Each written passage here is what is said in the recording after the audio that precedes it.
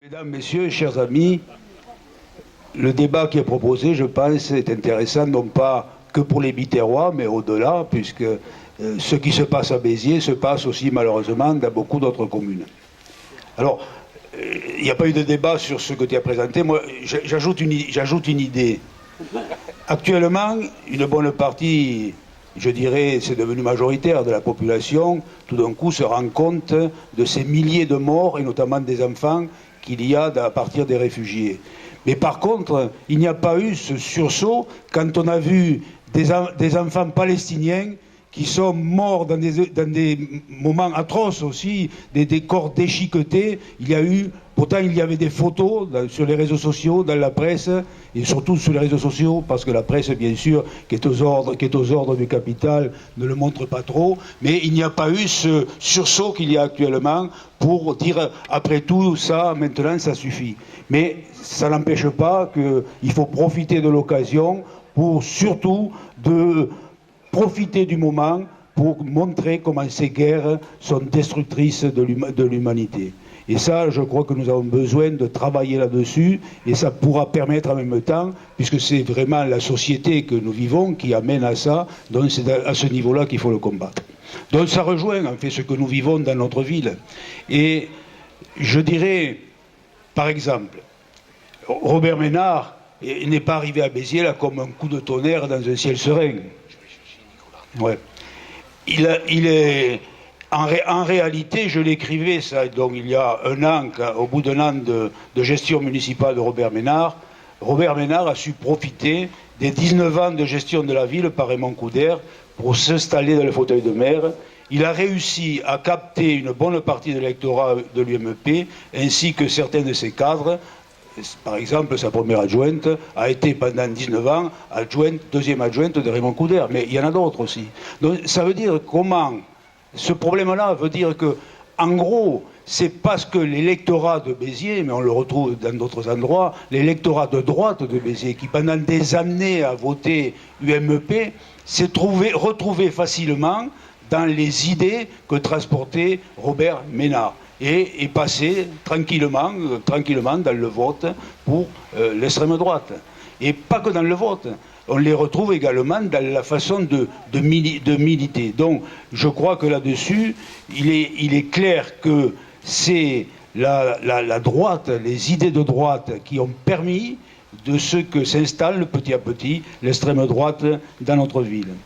La deuxième idée également, c'est que il s'est appuyé, tout en faisant en sorte d'apparaître en dehors des partis politiques traditionnels, et vous remarquez comment il essaie d'apparaître un peu comme le font pas mal maintenant, qu'ils soient de droite ou de gauche, les partis c'est une mauvaise chose, etc. Alors c'est vrai que les partis souvent qui sont au gouvernement ne font pas en sorte qu'ils soient respectés par la population. Mais enfin, leur problème à eux, c'est de montrer qu'ils se démarquent des partis politiques traditionnels de droite et d'extrême droite, puisque même par rapport au Front National, il dit qu'il n'est pas au Front National. Même si il compte encore sur des nostalgiques de Vichy ou des tortionnaires de la guerre d'Algérie. Il veut se révéler tout en étant réactionnaire et nationaliste comme un politicien plus classique. Je rappelle quand même qu'il a fait enlever et rebaptiser la rue du 19 mars 1962. Vous savez ce que c'était la fin de la guerre d'Algérie.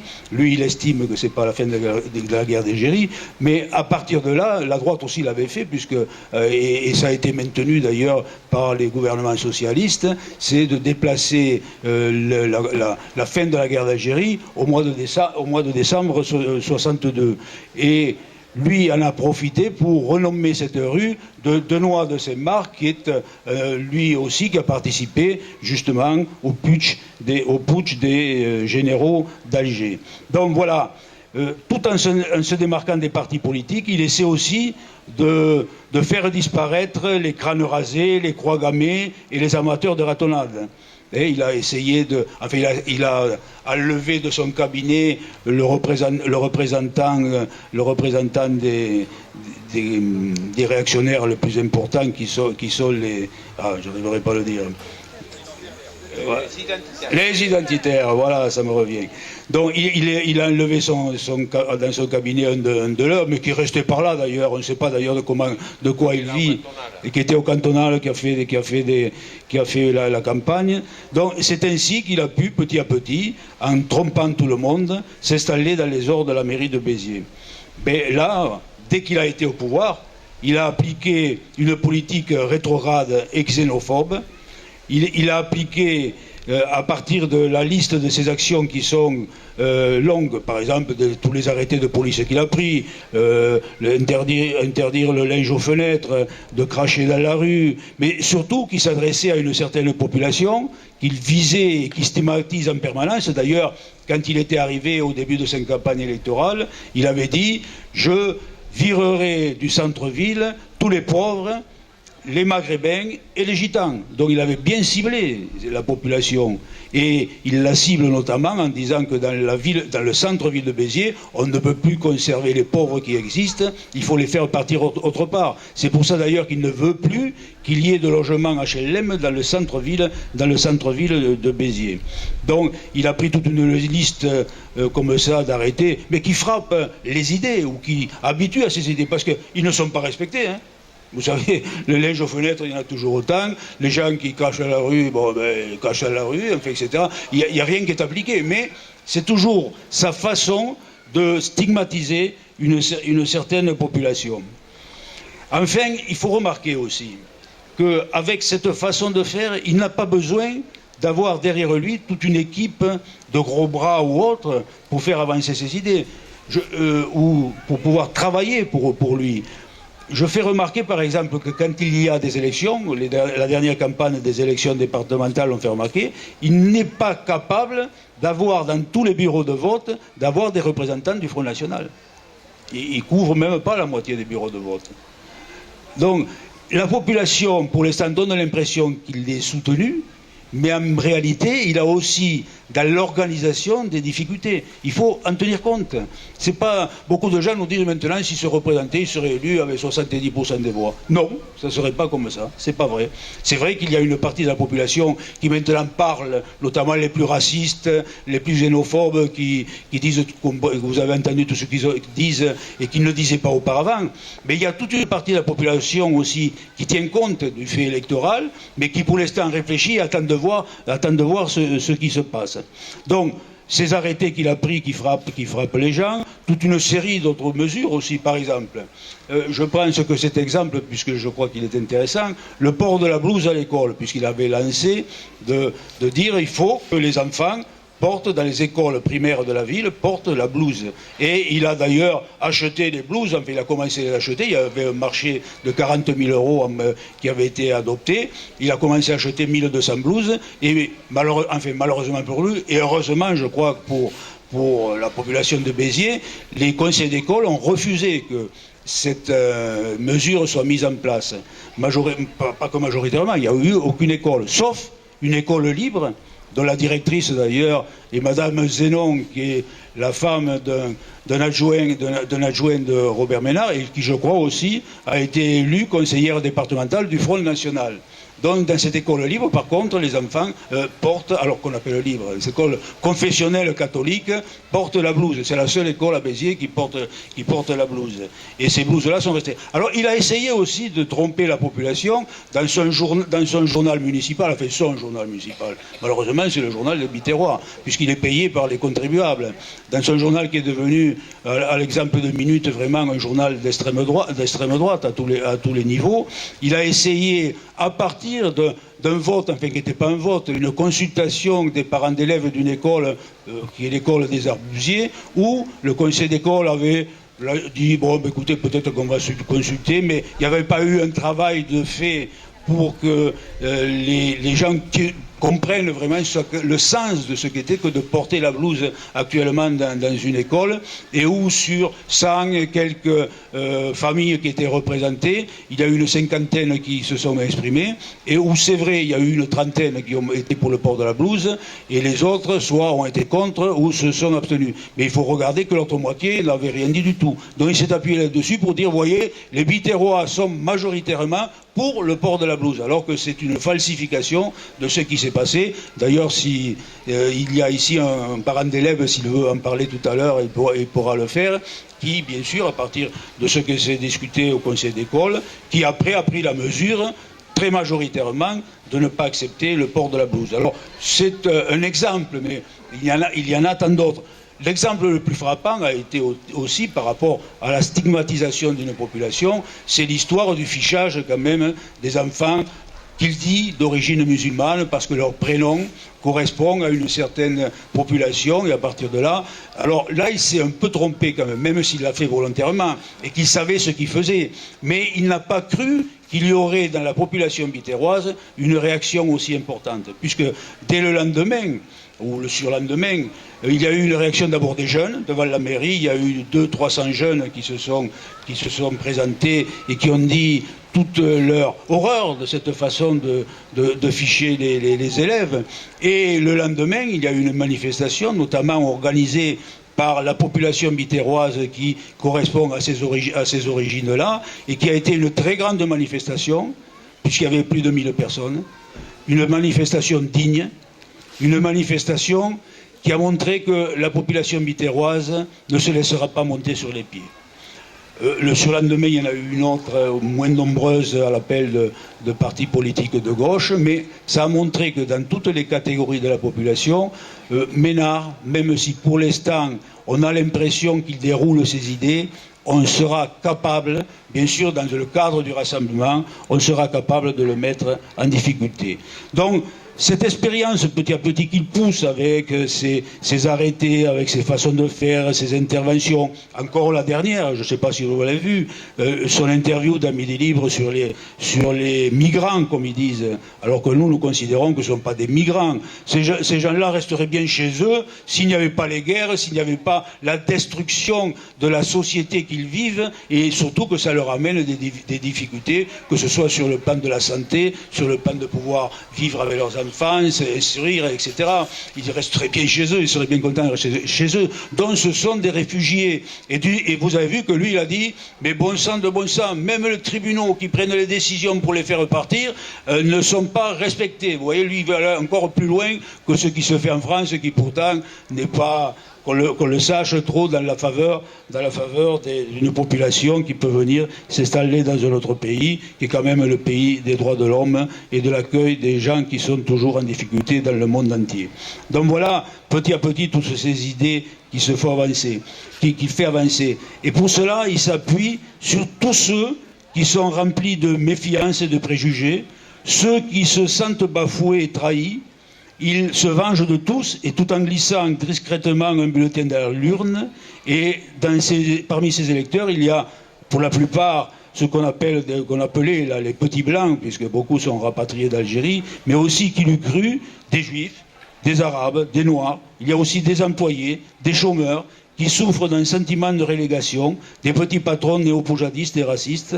Donc tout ça fait cet agrégat qui travaille en permanence sur la base des difficultés que nous rencontrons dans notre pays, le chômage et toutes ces difficultés, qui sont bien de la responsabilité d'ailleurs, pas d'un gouvernement de droite, mais d'un gouvernement socialiste, il travaille tout cela.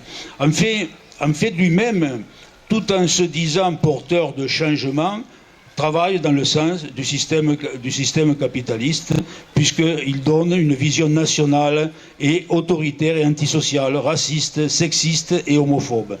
Pour s'en convaincre, il n'y a qu'à voir et lire les contenus des numéros du journal municipal, dans lesquels de nombreux articles font référence aux valeurs prétendument naturelles de la famille patriarcale et à une identité ethnique.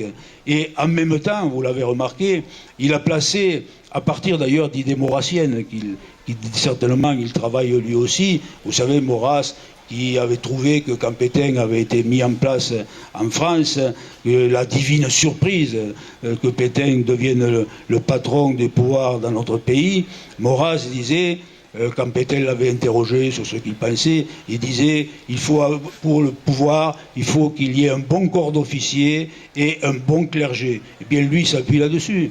Vous avez vu, sa police municipale, c'est le centre du monde, là, sa police municipale. Il l'arme, lui donne tous les moyens, il la fait patrouiller, pas partout en ville d'ailleurs, simplement en gros dans le centre-ville. Comme d'ailleurs, quand il parle de nettoyage, il fait surtout le centre-ville, parce que je ne sais pas, vous, ceux qui étaient dans les quartiers périphériques, c'est de l'abandon complet. L'autre jour, j'avais pris des photos que j'ai mises sur les réseaux sociaux, la plupart des avenues de la Devèze, par exemple, où il y a des herbes de 60 ou 70 cm. Alors, à partir de là, maintenant, j'ai vu que rapidement, il envoyait du monde pour couper l'herbe. Mais enfin, pendant tout l'été, nous avons eu, quelle image ça peut donner d'abord pour ceux qui passent là, mais aussi pour les gens qui habitent. Et je suis étonné, pour l'instant, qu'il n'y ait pas assez de rouspétance là-dessus, pour employer un mot biterrois, par rapport aux délaissés de ces quartiers qui sont laissés complètement à l'abandon pour favoriser le centre-ville. Donc Ménard, voilà, c'est ça, lui, il travaille donc dans le sens de ce que disait Maurras, et en même temps, il a fait adopter, ici à Béziers, une religion, pour lui la religion qu'il faut, le catholicisme, puisqu'il a placé par exemple la feria sur le démarrage de la feria, c'est une grande messe dans les arènes publiques de la ville. Donc cela marque une façon de dire, voilà, à Béziers, tout va être marqué maintenant sous le sceau de la religion catholique. Il avait déjà placé dans la mairie une crèche de Noël qui est vraiment une des, même si on dit dans le Midi, à la tradition, etc., n'empêche que dans un lieu public, la loi de 1905, la loi de séparation de l'Église et de l'État, indique bien qu'il ne doit pas y avoir de signes religieux. Alors là, il devrait le respecter. C'est vrai que les tribunaux saisis n'ont pas encore sur le fond répondu, même s'ils ont, dans le cadre d'un ferré, rejeté, mais ça va continuer, et c'est sûr qu'il perdra. Mais là, c'est aussi la pression de la population qui pourra lui faire modifier cette situation. Alors, pour ne pas être plus long, je dirais aussi, il faut le remarquer, je disais que tout en essayant d'apparaître pour le changement, il est pour la société capitaliste. Vous savez, son premier budget qu'il a fait, son premier budget, ben vous savez, le gouvernement, Manuel Valls peut le voter, hein. Il correspond exactement à ce qui est demandé par le gouvernement. C'est un budget d'austérité. On taille dans les subventions à certaines associations, d'ailleurs certaines à qui on a supprimé complètement les subventions parce qu'elles ne correspondaient pas à l'obédience du maire, mais après, pratiquement pas actuellement d'investissement. Pas d'investissement, et on reste simplement sur un fonctionnement limité et en retrait. Je vous signalais la participation notamment pour le nettoyage des rues, pour l'entretien, mais ça se retrouve aussi dans les bâtiments et à tous les niveaux. Donc il correspond à un budget d'austérité. Vous voyez, malgré tout ce qu'il raconte par rapport à d'autres, il se place lui-même dans le cadre de cette politique. Voilà, donc Béziers est, pour nous considérons que c'est un laboratoire de l'extrême droite, puisqu'on retrouve cela dans aussi la plupart des villes qui sont gérées par le Front National, même si elles ne sont pas nombreuses, mais malheureusement, on le retrouve aussi dans beaucoup de villes qui sont gérées par ce qu'on appelle actuellement les Républicains, enfin le MEP, où ils prennent les mêmes dispositions. Vous savez, même à Béziers, le député UMP, Elie Abou, ben d'ailleurs, qui a participé au fait que Ménard a pu être élu, fait la même chose. Il va, avec Robert Ménard, s'incliner au cimetière vieux sur la stèle des gens qui ont été fusillés par le pouvoir, à partir des décisions des tribunaux en France, notamment un qui a attenté à la vie du général de Gaulle. Ils vont s'incliner tous les deux devant la tombe, la main dans la main. Comment voulez-vous que les gens ne votent pas Front National après? C'est sûr et certain que quand on a ces positions-là, ça peut se passer de cette façon. Donc là, nous avons en face le problème de l'extrême droite qui s'installe dans notre ville et qui fait avancer les idées, mais nous avons aussi le travail à faire par rapport à la droite, qui se laisse souvent entraîner pour certainement des problèmes électoralistes, mais pas que pour des problèmes électoralistes, je pense aussi pour des questions, des conceptions politiques qui se laissent entraîner là-dessus.